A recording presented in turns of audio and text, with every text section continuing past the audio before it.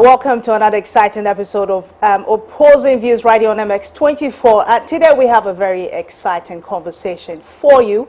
We are looking at the monetization of our electoral politics, whether or not it seems like it's become a part and parcel of the entire process, for which reason we may have to consider, easing the legislation of it and finding another way to regulate it, because there are currently laws that exist to check these things, but no one is enforcing them. We'll be back to speak to our guests who have very varied opinions and strong opinions on this matter, and we'll see if we can find common ground in terms of checking this and in terms of getting the appropriate authorities to act to ensure that the right thing is done as far as our electoral politics is concerned. My name is Marie-France Fojo, and I'll be your host for Opposing Views today. We'll be back after this break. Don't go away.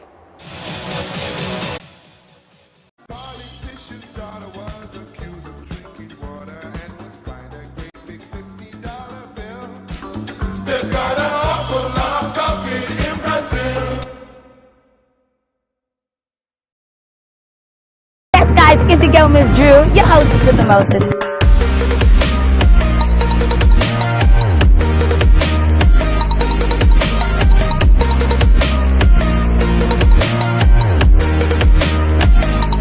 I'll see you in the next moment.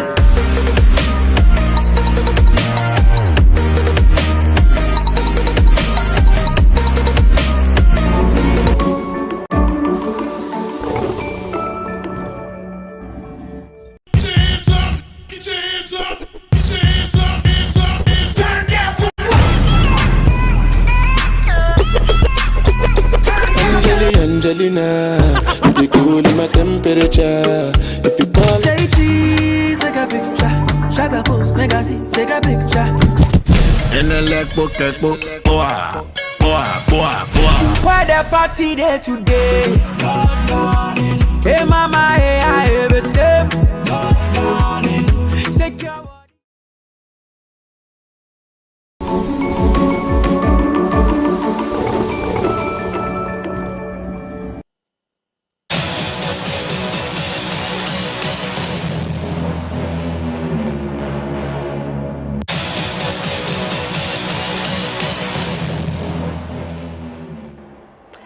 Welcome back to Opposing Views. Now, as I mentioned before we went on the break, today we are discussing monetization of our electoral politics and whether or not we should consider it as part of the process, since it looks like it's become a necessary evil. Now, let me lay the foundation for this very conversation. I'm sure in the last few days you got wind or you saw the video making the rounds of the Drabe MCE nominee, and the video that showed him going into one of the party offices or into the home of a supposed party member to request a refund of some monies he had paid to ensure that his confirmation was done to make sure that he'll be MCE for Drabin. But things didn't go well, and the livid guy went to the house to demand for his money. Now, we have a report of that, and then when we come back, we'll look at the broader conversation of our electoral politics and how money seems to be a key factor in it, whether or not we like it. So let's play the report, and we'll come back and delve straight into the conversation. Following the nomination and subsequent election of individuals who occupy the 6 metropolitan, 56 municipal, and 154 district assemblies positions as chief executives, the conversation on whether or not MMDCE should be appointed or elected has been rekindled.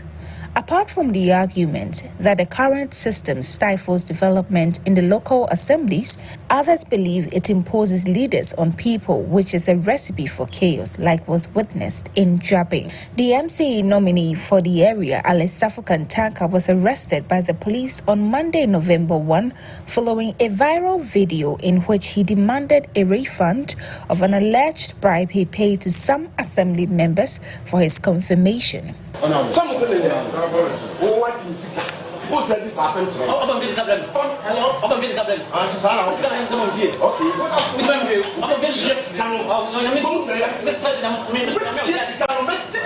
According to a statement by the police, Mr. Safukantanka was granted bail after his investigation caution statement was taken. The statement signed by Director of Public Affairs at the Ghana Police Service, Superintendent Alexander Bain said, and I quote, "Police investigations continue and we would like to assure the public that everyone who breaks the law will be arrested and subjected to due legal process since no one is above the law." End of quote. Now, that was a report filed by my colleague, Ajua Tinkrama. Now, let me introduce my guest. We'll be speaking to Ellen Amadako. She's a member of MPP's communication team. We also have Ruth Sedo, who is the Deputy National Youth Organizer for the NDC, Adamson, and who is the co-chair for the Citizens Movement Against Corruption. And we will also be joined by Christian Malm Hesse, who is a private legal practitioner. Now, I'll go to the lawyer so he gets us into the legalities of this conversation and gives us context before we bring in the other guests. So, Mr. Malm Hesse, thank you very much for joining us. Now, the law is clear on who can donate or who can fund political activities. It has to be a citizen or a private-owned Ghanaian business person. Now, we have seen there are suggestions or suspicions that we have foreign entities funding some of these parties, which we may not exactly be able to prove because it looks like the right checks and balances are not in place. Now, where do you think the gap is in terms of enforcing these laws?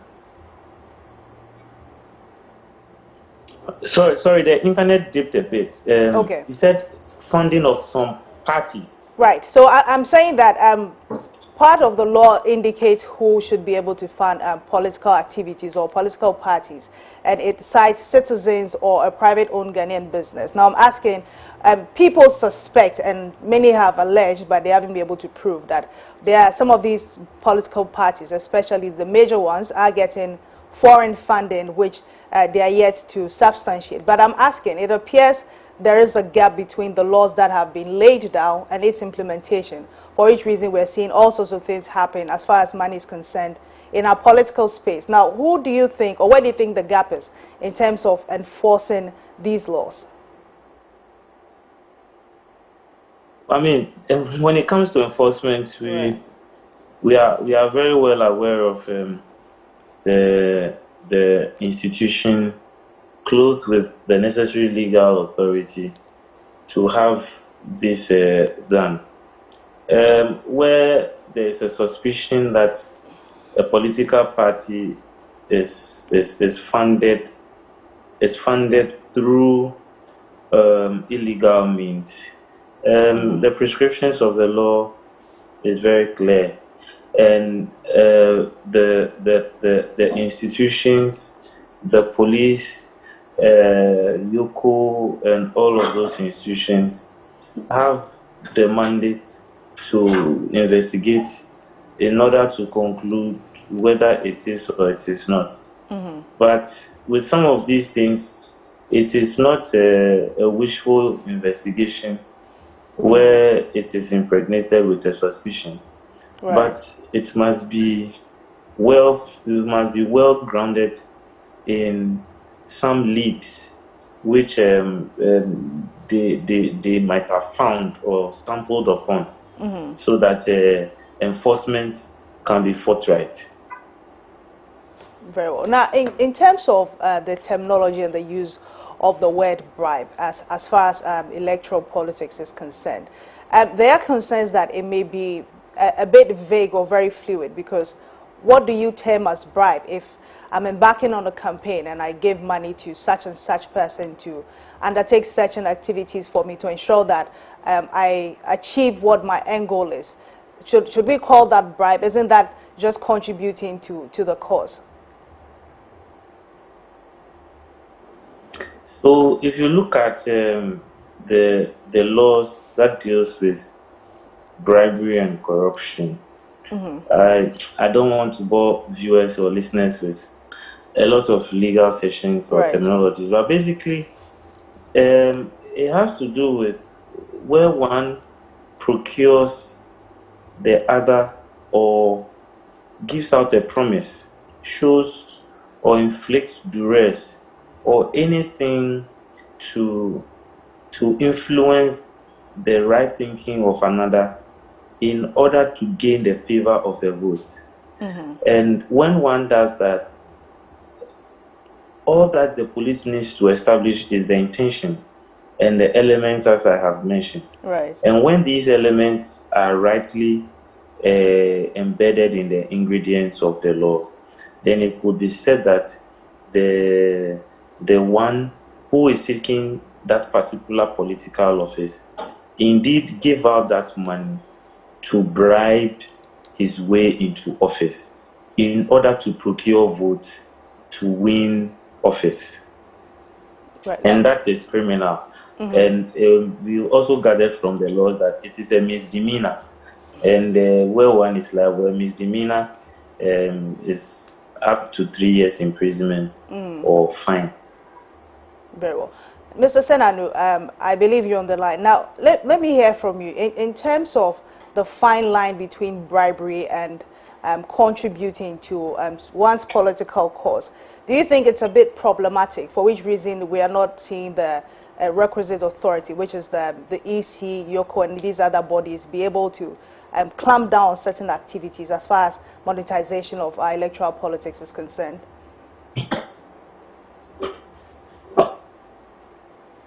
Can you unmute your microphone so we can hear you? Sorry. Right. No, I think that Article 33(1) is quite clear. We've used it in 2-3 other elections funded by Star Ghana to look at vote buying and electoral corruption. To the extent that an individual attempts to influence someone. So the source of the money, the intent of giving the money or whatever cash kind, to the extent that it is to influence the judgment of someone in respect of voting, even if it's through a third party, you have breached the law. I think our law is quite concise on that. I don't think that is a challenge. I think the issue has been enforcement, whether we have the kind of quality evidence for somebody to take you to court, prosecute you, and get a ruling. And perhaps that is why in this instance where the video clip is very clear and the audio provides the evidence in it that the special prosecutor has decided to go after it. So I think our laws are clear. Very well. Now, the laws are clear, but some people would say, or let me play the devil's advocate and say, it's become a part and parcel of the entire process. Is it time we perhaps relax the law, since it's not being enforced anyways, to just allow for the money to flow, and then this will create some sort of level playing field, and then people can just go ahead and battle on ideologies? Will that be a bit problematic? Of course it will be. I mean, how so? The fact that in the past we haven't seen as much enforcement does not mean we've not turned the curve, and that now we'll not see a lot more of it. I think also in the past we've not had enough education. I mean, anytime we've done this, we find that many Ghanaians are not aware about the fact that this is a crime, that this is you go against the laws of the land. So we need a lot more education.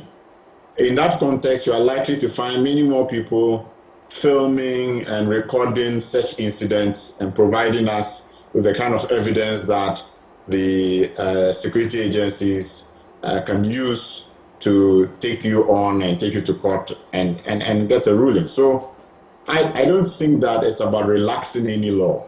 This is one of the areas where what you get in the end is people without the competencies to lead various arms of government being placed in positions of trust, and then they don't deliver on the results and the aspirations of Ghanaians. So the cumulative effect of allowing vote buying, influence peddling to then decide who gets the sit and who gets the nod is that all of us are at risk, and that's not the way to go. That's not the way to go. I hear you loud and clear. Now, Madam Dako, I'll bring you in at this point. Now, you're a member of a political party. Would you first of all subscribe to a relaxation or even scrapping of the law that's checking who is funding which political party, which, I mean, essentially is not even being enforced. Would you subscribe to this? Hello, good evening. Can you hear me? Yes, I can. Go ahead. All right, good evening and good evening to your viewers. Would I subscribe to the scrubbing of that law? No, I will not. I would rather ask that it is enforced. Because when issues like this happen, it is the marginalized in the political circles that suffer the most. And when I speak about the marginalized, I talk about women and I talk about the youth. Because it's so difficult for women and the youth to stand for positions when everything is monetized.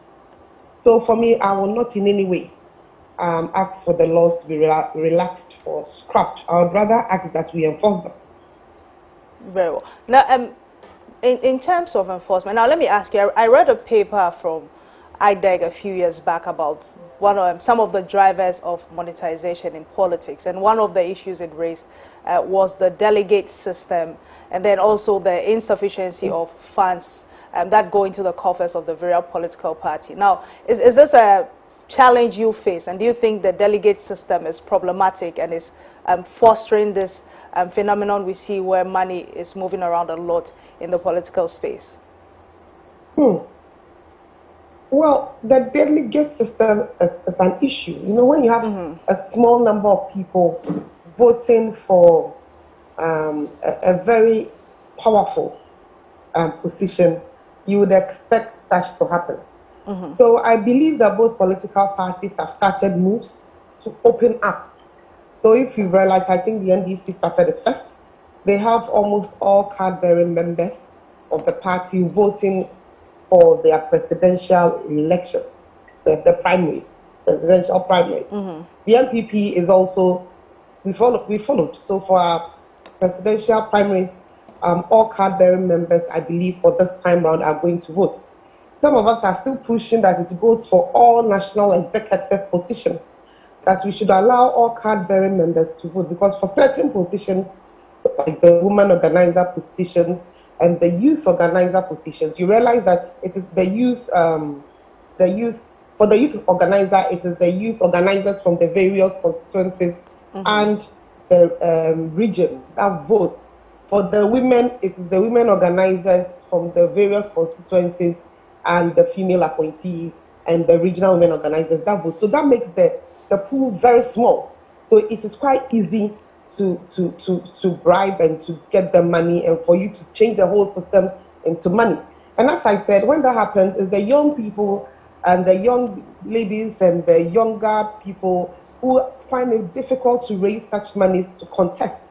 That is why sometimes for these positions, you realize that we have older people who have made it in life and have the resources and can do this. But if you really want to cut out the monetization of our politics, the delegate system has to be expanded, not totally scrapped. We have to expand it so that at least all card-bearing members of the political parties vote, especially for their national executives. Right. Now, Mr. Senado, do you have a problem with the delegate system as well? Well, not necessarily. I think that as Ellen has shared, I mean, I'm a champion of what we call popular participation, because we know that the greater the inclusion and ownership, the better any policy, any decision, any system you have is. If you take it from our Constitution, Article 35(6)(d) says that to make democracy a reality, the state shall decentralize the financial and administrative machinery of government to regions and districts, and shall also provide all possible opportunities for citizens to participate in decision making. That concept cuts across various divides. So the strength of our political parties will also be to the extent of the participation of their membership in the decision-making processes, such that you have a majority, you have enriching ideas, etc. So it's good that they are expanding as they go on, and I think that technology should be one of the things that make, if we want to follow our Vice President, digitalization. Right. One of those things that should make it possible to have an even larger member base, ensuring that the quality of decisions that are taken are broad-based and are enriching, and that will give us better results. So the increase in participation is good because that is good for this country. Right. Council, now the law requires that at a certain point during the operations of the various political parties, they account to the EC in terms of submitting reports on revenue, assets that they have acquired, transactions that have been made, from which sources. But per the reports I've read so far, that is not exactly the case. We don't have the various political parties doing this, and we don't have the EC even checking. Would you say the EC perhaps is overwhelmed, that we should find another entity to, perhaps undertake this very task? Okay, I understand we're struggling with Council's line. So I'll give this question back to Mr. Senano, and then I'll come back to Madame Darko and ask if indeed her party is even accounting to the EC. Hopefully they are not culpable.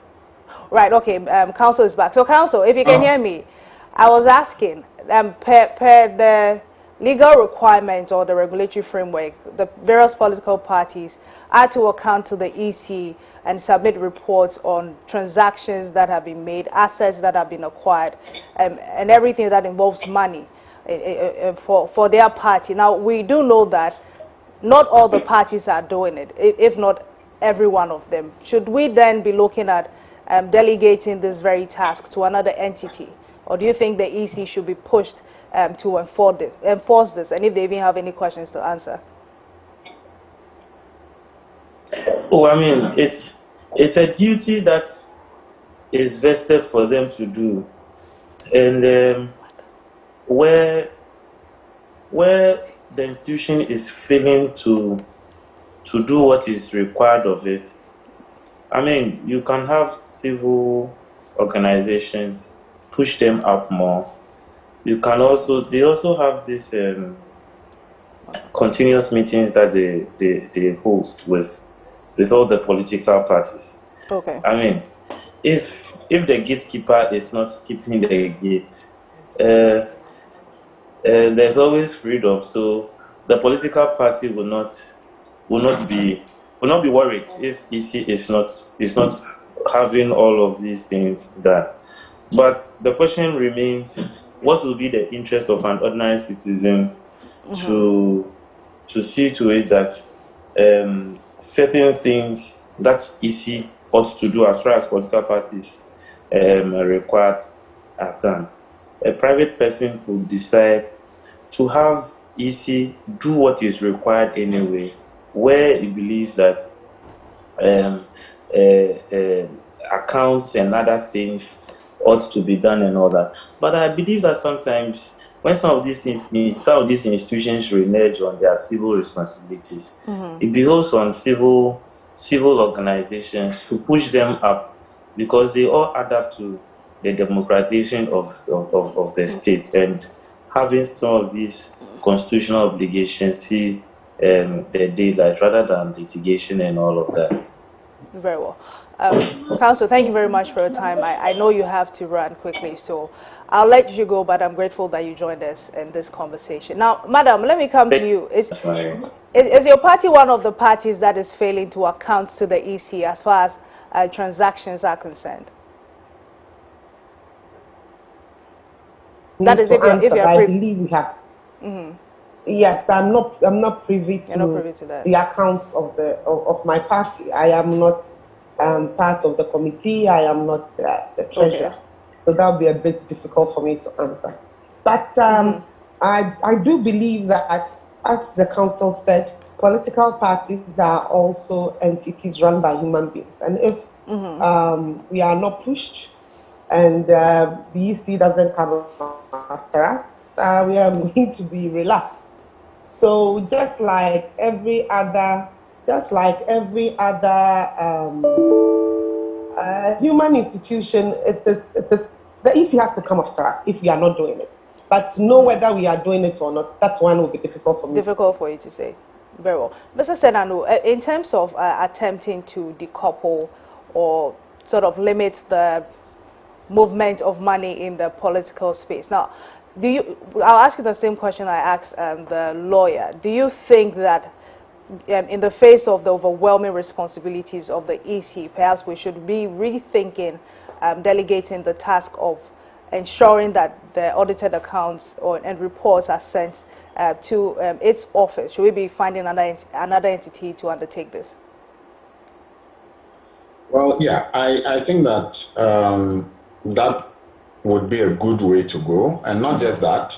Okay. I am one of those who believes that we need a political party financing law in place. First of all, what we have does not appear to be fit for purpose. And from a public policy perspective, we say policy is not static, it's dynamic.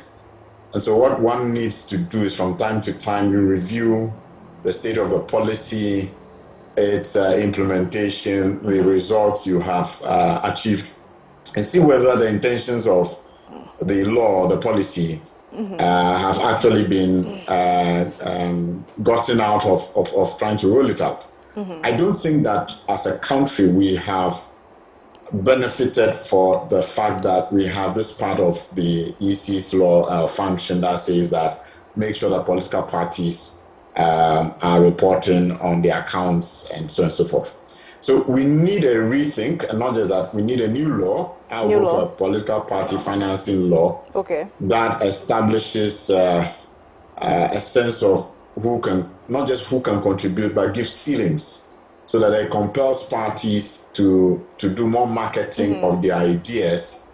And so really your support base, the funding you get is really a measure of the attractiveness of the policies that you put out there. So if you say every individual can give a ceiling of 1,000 CDs and corporate entities a maximum of 10,000, it also safeguards us from a situation where after elections, some individuals, perhaps giving in millions, or companies can now go and influence government for particular positions or particular contracts, etc. So we definitely need a political party financing law in place. Right. I like the fact that you mentioned the need for a financing law. Now, elsewhere, we do know that there are legal limits that are given to entities as to how much they can donate to a political party. And it's good you mentioned that. But I want us to look at the funding or the contributions in the context of other countries. I do know that countries like Zambia, South Africa have some sort of system that allows the states to give funds to the various political parties by virtue of certain donations they make over a period, and the amount is determined by who contributes how much. Now, do you think this is a practice that we can superimpose here, looking at our political space? Is it something that will even work? I guess it would if we get our domestic revenue mobilization sorted out. Okay. And I'm delighted with the current initiative to link the Ghana card with other services, because I think that it provides us the best opportunity yet to ensure that individuals pay their quota. I mean, in the past I've assessed that we probably are getting 20-25% of the productive workforce actually paying their taxes, because you have a large proportion of our populace in the informal sector, which obviously means that once they are not formalized, nobody is tracking them. So we have opportunity now to expand our resource envelope, and when our resource envelope is expanded, thinking around what can we give to political parties would be good. Let me just throw in another thought. You know, right, go ahead. We have an open system where we haven't defined the electoral campaign season. Okay. What that means is that you can, as may be happening even now, you may have people going around immediately after election for 4 years, spending money, making debts, and creating a situation when they come into government, you've got to fill those holes. I think that we should have a well-defined electoral campaign season. Let's say June to December of the election year, 6 months. concise. What that does is that the amount of money you spend will also be reduced. I mean, I think the last time somebody did an assessment, they were saying that if you take our MPs, we were spending something like, was it 300,000 Ghana cedis or so? Yeah. And I mean, if you look at how much they earn, that's a whole that's a lot of money. cycle and plus. Right. So strictly speaking, also we need to think about the electoral campaign season to make it easier for how much is spent to be reduced, setting some ceilings, and I'm sure all of that will help us make much better use of whatever resources. And then government, I mean, then if government is going to give some resources, it will not have to be so gargantuan that it seems an impossible thing to do. It may be more realistic, and that makes it possible. Right. But before I hear you on whether or not you think we subscribing to direct public funding, as is in the case Zambia and South Africa, let me get your response to the suggestions Mr. Senanu has proffered, that we need to have a defined period for electoral campaign. Do you think that that will in any way affect the impacts that the various entities make on the ground?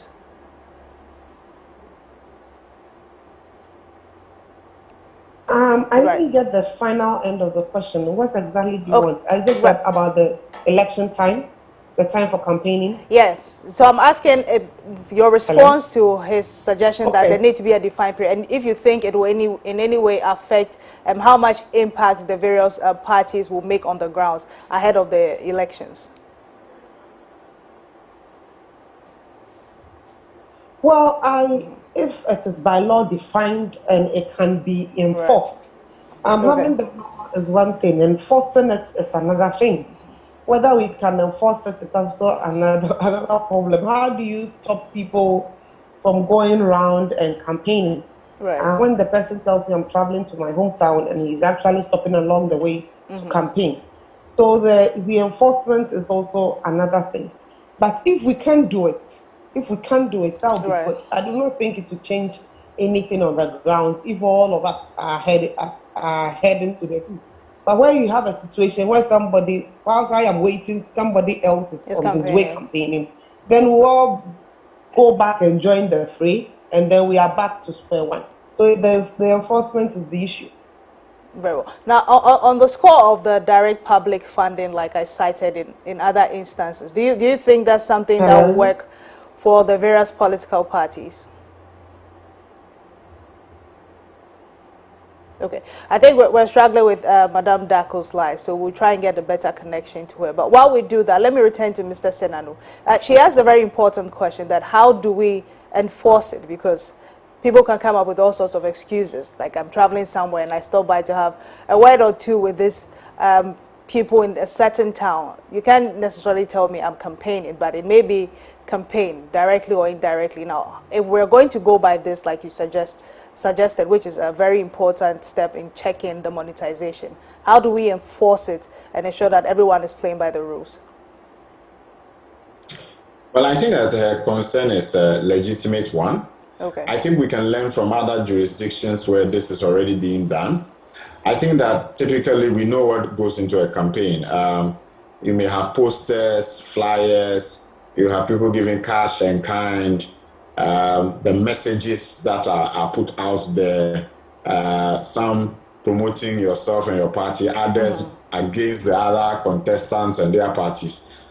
So it should be possible within the framework of a law that is established for this purpose to highlight the kind of things we do not want to see before the campaign season. And for that matter, therefore, if citizens or any other patriotic persons recognize that somebody is doing this, you just have to capture the evidence and provide it to the security agencies so that action is taken.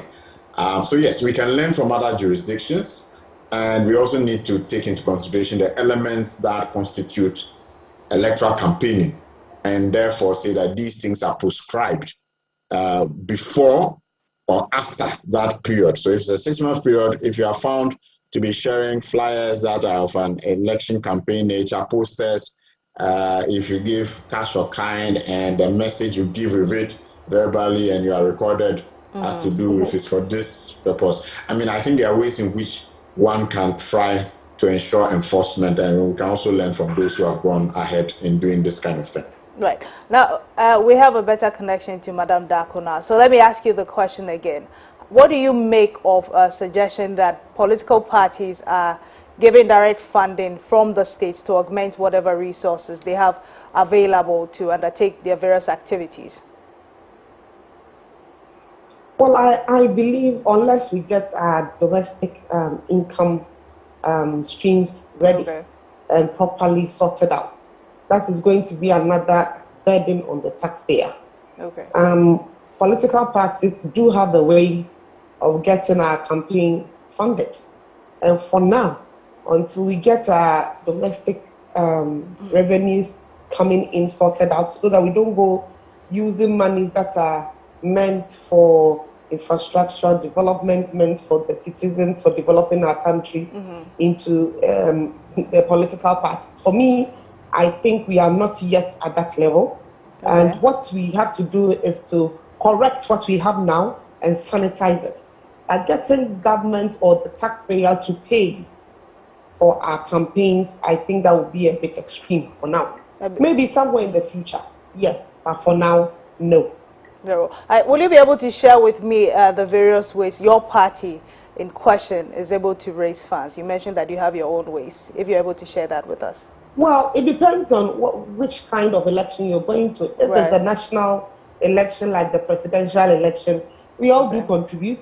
We have different forms of contribution from the party followers and party members. And then the people who are also going for the elections, I'm talking about the presidential election, they find ways of people help them, people do donations to them. Well, as I said, we need to sanitize the system. So we have to have a cap on how much donations an individual, and as Mr. Senowu said, an individual can give, how much donations a company can give, how much donations a group of people can give, because all these people give for elections. And then depending on whether you're going for the national executive positions of your party or the MP, all the way down to the constituency level, we all find people to help us. So we need to sanitize the system. People have to help. I mean, if I'm a party sympathizer and I do have the money and I want to help, I should be allowed to help. But there should be rules and regulations of what I can help. So that, as Mr. Senowu said, you do not give so much that the party comes into power and then you decide what happens, therefore subverting the will of the people. It's very, very important we do that. But if we ask me how the political parties do it, the members themselves contribute, companies contribute, individuals contribute. But most of them basically are Ghanaians. I'm yet to see any foreigner contributing to any of our campaigns. As I said, that's what I see. I really do not know what others do. That's what I see from my end. Right. In terms of contribution and getting people to pay monies, do you have any difficulty? Because we're told that you have some challenges, not you, but a lot of the political parties have issues trying to retrieve monies or get people to even pay dues towards contributing to party financing. Do you have that challenge? So as I said, it depends. It depends on the individual going on which ticket. Okay. If you're going for a party executive position, as a person, you should be able to sell your vision to your people to such an extent that they feel that if they support you and you come in, you can do a good work for them. So it depends on who is going for the election and what type of election it is. But like every other entity, getting money from people is difficult. But when they do believe in you, or the leader who is going for the election, people give. Very well. Mr. Senanu, now we've done a lot of conversation. This is not the first time we're having such a conversation. We have very detailed research papers being done, a lot of conferences being done, a lot of fora being organized in terms of talking about monetization of our electoral politics and how to check it. But it seems very little is ever done after all that elaborate conversation and all the details given. Now, in your honest opinion, do you think this is an issue that will get better, will actually be checked? Because let me play the devil's advocate and say it may only get worse from here. What do you think? Well, I mean, everything to deal with democracy, we say that good governance is not ever readily supplied. Okay. It must be constantly demanded. And the cost of a thriving democracy is eternal vigilance by the citizens. It's a collective effort, and I think that the better the education we do for our citizens, the more empowered they are to act on the issues that matter as far as democracy is concerned. I think we haven't done a very good job of ensuring that the majority of Ghanaians who are not in urban centers understand this animal, so to speak, which is called democracy, and their obligations and responsibilities under the Constitution. It never seeks to amaze me how very few Ghanaians know their obligations as articulated in Article 41 of the Constitution. I'm sure even if I put that to those of you in this space, we'll be found wanting. We seem to know our rights, but we don't seem to have a sense of the responsibilities and obligations we have that will ensure that the democracy grows. So, in my view, part of the reason why we've seen a very slow traction with some of these issues is that not enough education has been done so that citizens themselves are part of the process of arresting any forms of vote buying and electoral corruption and malfeasance that we see. If we do a better job of the education and empower them, they will become the watchdogs, working together with the necessary security and other agencies, and we'll see better results in a shorter period. Right. When you say we need to take the pain to educate them, who are you referring to? I think that civil society and media in particular, government is supposed to be doing this through the NCCE. Okay. It's not happening. Again, probably resource envelope issues. So we have an NCCE which hasn't managed, and it's not because the people there don't want to deliver, but it's the kind of resources they need to deliver and deliver well on this. Some of this also ought to be part of the curricula that we find in schools. In other jurisdictions, right from childhood, a sense of patriotism is keenly developed and strengthened through the content that they receive in social studies, etc. I don't think we've intentionally done that sufficiently to get citizens very conscious about their responsibilities and therefore eager to deal with such issues. And then also that content ought to be able to describe how we all suffer. Because sometimes we think that, look, if I keep quiet, I go my own way, I'm better off. Somebody needs to be able to demonstrate the concomitant impact, the cumulative impact on all of us when we don't deal with these issues. And then the wrong person who hasn't got the competencies ends up as your MC, DC, minister, and then the cost to us in terms of bad roads, collapsing buildings, etc., can be affecting us. So yes, I think that a lot more education will be helpful. A lot more education. Very well. Madam, I'll give you the final word. Now, do you actually think things will get better from this point on, looking at the trajectory of things as far as enforcement of the laid down laws as to how much should be sent to which political party and who should be sending what? Do you think things are even going to get better? Yes, I do. I believe it will get better because we are all speaking about it and because we all know the impact of how it is to have bad leadership in places where you need to have your development. And I totally agree with Mr. Seno when he says that the citizens need to be educated. And as politicians, we need to educate them and we educate our followers. And sometimes it is difficult because people think that because you're looking for the position, you come and you are all soft-spoken and all sweet words. And then when you get it, some of them do not mind the people again. And that is, for me, is the basics for this whole monetization of the delegates. When the politicians after getting the position, their relationship with the people who voted for them totally changed. And from somebody who was with them all the time, you suddenly transmogrify yourself into somebody who is unreachable. Right. So they feel that since that's how you want to behave, then you have to pay for the position. But we need to let the citizens know that usually the people who can do the good job do not come with a lot of money. They come with the ideas. And so if we rather give the positions to those who have the money, they will go in there, and that is the end result of what we are all facing. We have some MMDCs over the years who were totally incompetent. They were not supposed to be there. But because they could pay their way through, they were there. It's not just the MMDCs, all the way through our political lines. So it's a matter of education and letting people understand that when you collect money to vote for somebody, you are selling your rights. You are selling your right to talk. You are selling your right to good schools, your right to good roads. You are selling it for the next 4 years. Right. On the point of we having some MMDCs over the period who were absolutely incompetent, are any of the MMDCs you're referencing, are the current MMDCs that have been appointed, do you think all of them are competent to take up that position? Well, so far, those I know, I believe they are very competent. Okay. The president will not appoint those who are not, to the best of his knowledge.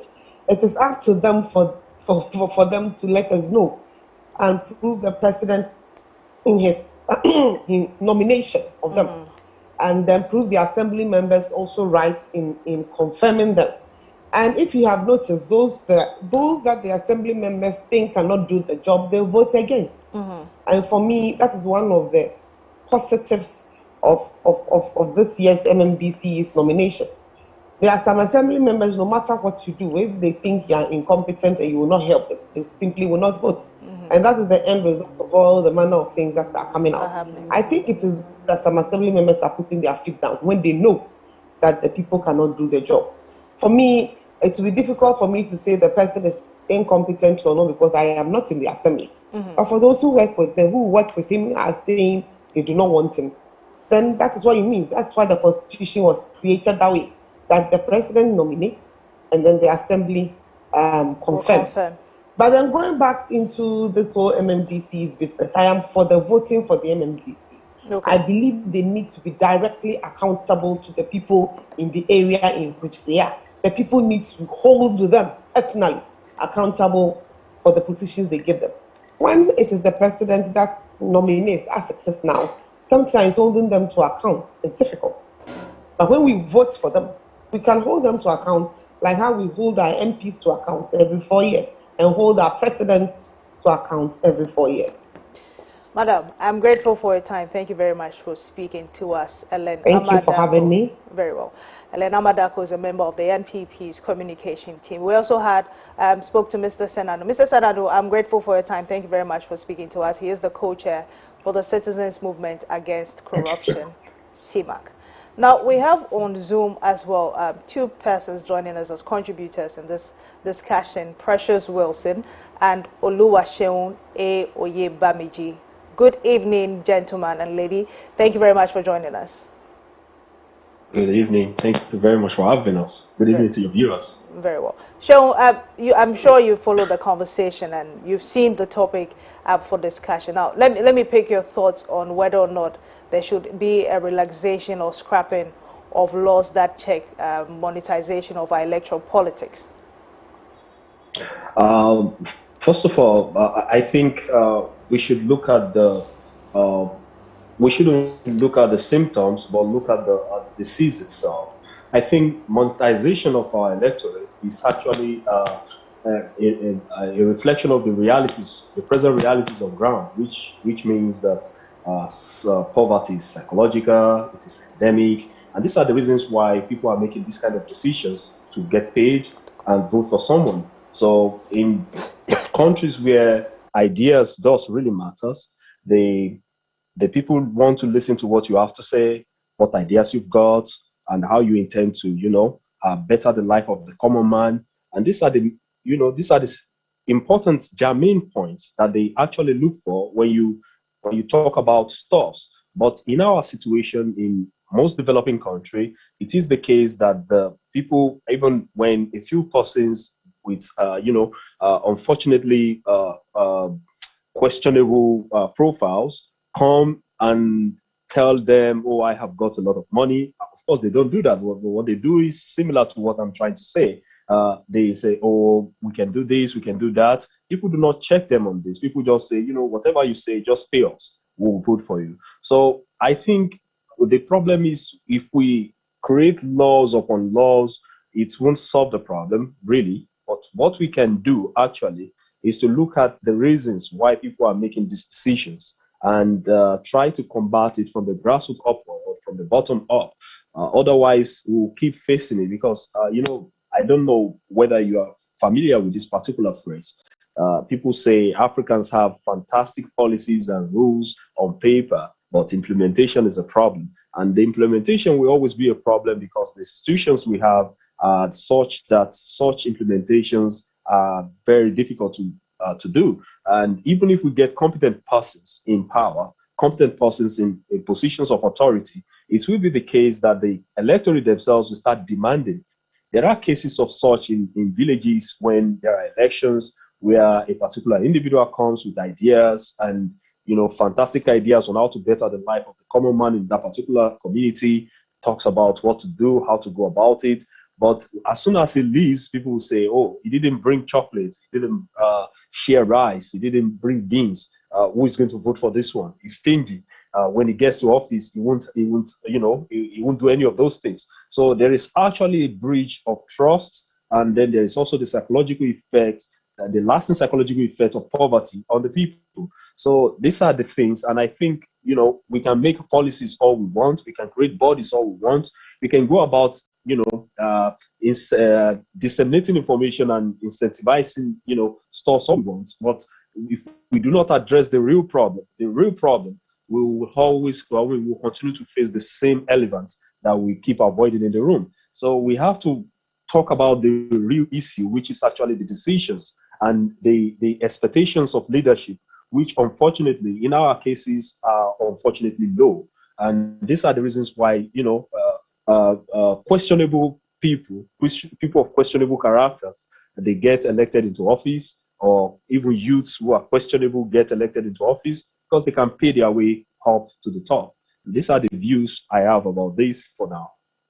Right, Precious, let me hear you. Now, we've gotten to a point where we see a lot of money move around as far as politics is concerned, especially when it comes to elections. Now, one will say it's become part and parcel of the practice. So why not scrap the law, create a level playing field where the money can move around, and then it becomes a battle of ideas and ideologies? What do you say to that? I, for one, I don't believe that the law should be relaxed. I rather think that we should have more laws that would be that would work. Laws that will come with punishments. Laws that will come with properly set out rules and things that deter people from bribery. Like many other forms of corruption, bribery goes unpunished. And the challenges of democracy. As a country, we boast about democracy all the time, but we look at bribery go unpunished every single year. We hear of leaders going to give out rice, cash, and all manner of things. Even in our local elections, even in student politics, we see this happening. And I think that laws are the only ways in which this can be stopped. It's been a challenge to our democracy. It's badly really to vote for them and doesn't think of the person doesn't think of, first of all, letting you understand his or her policies and why you should vote for him, and rather offering him money in exchange for your vote. It just shows you that this person is not capable of handling what he says he can handle. He's not capable of taking up my responsibility. He's not capable of making sure that I sleep well at night. So these are real concerns that as voters we should take into consideration, and as voters we should fight for laws. As voters, we should really call for laws, because there are many people out there. The first thing you give to them is money. The first thing they'll do is to take it. And for many people across the country, that money or bag of rice or oil which you give to them is probably the only thing that they will have from the government in maybe that 4 years government is going to give them. That's the only thing, the only proper thing they receive from the government in that 4 years. After the elections, they will not hear of the government again. So if I was them, even if I was in their shoes, I would take that because that's probably the only thing on my shoulder. Right. Let me come in here now. That you've made the point that you give someone money and that may influence them, but that brings us back to the point that perhaps what we may need is not more laws, but it's an individual decision. Because if you come and give me money and I think that you are not up to the tax, why then should I go ahead and vote for you? Isn't it a matter of integrity? It is a matter of integrity and also a matter of laws. Okay. So I feel like we have very strong laws that work. It's very important. We can have laws and we can have laws that work. Okay. So I, for one, as a student in the University of Ghana, we just had our elections and we've seen situations where they received money to campaign for people, receive money to vote. Okay, I know that I'm going to receive money. I can just direct this information to the right authorities and then what will be done about it? Maybe a candidate will be disqualified from the election or something that will just deter from these acts. It doesn't help us at all. It doesn't help us at all. We need laws. We need strong laws that will be enforced to ensure that this does not happen. We have students who are capable to hold office, leaders who are capable to hold office, but then they decide that they can't run for the office because they don't have money. They don't have the money. And not having money is not like money they don't have. Yeah, they don't have money. They're not saying they don't have money to run for elections. They are saying they don't have money to give to people. That's what they mean. Yes. Very well. Now, Seun, very well. Seun, I'll give you the final word. Precious keeps rehashing the point about the need for laws and strong laws. What do you think? Do you think that's, first of all, let me get your reactions to that, and if you have any additional suggestions or solutions to profile in terms of checking the monetization of our electoral politics. Oh, thank you very much. I think the solution is simple and is esoteric in some way. The first of which is we must first understand that the idea of the individualism idea and the collectivism idea are the disjoints that we have in our society. People often ask the question of what do I gain instead of what do we gain? And this is contrary to the social idea of the Africa or the sub-Saharan African, the Ubuntu code, so to speak, of I am because we are. It has become I am because I am, and this is the problem with the society. And I think, well, in as much as we understand that the people who are going to make these laws are still the same set of people that we are already saying they've monetized the electorate, paying people to vote for them and stuff. Do we expect them to do what is right when there is no incentive for them to do so?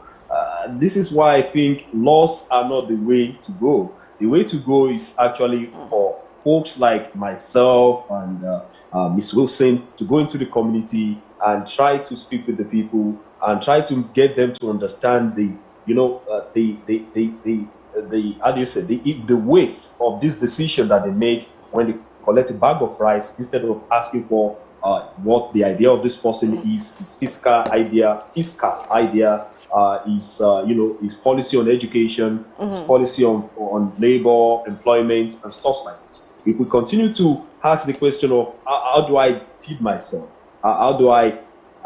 you can feed yourself with a bag of rice within a short period of 15 days. But what happens when you can't feed your family? You can't get a job to be the breadwinner of your family, for both the men and the women in an household. So these are the real questions that we have to ask. And the solution is not creating more laws. The solution is to engage in the people. Very well. Seun, I'm grateful for your time. Thank you very much for speaking to us. Oluwaseun Oyebamiji joined us as a contributor on this very conversation, as well as Precious Wilson. She also joined as a contributor. Earlier we spoke to Christian Malmhese, who's a private legal practitioner, Ellen Amadako, as a member of the NPP's communication team. And we also spoke to Adam Senano, who's the co-chair for the Citizens Movement Against Corruption. And that's all we have time for today's edition of Opposing Views. We'll see you same time on Tuesday, next Tuesday. My name is Marie-France Fojo. Enjoy the rest of your evening.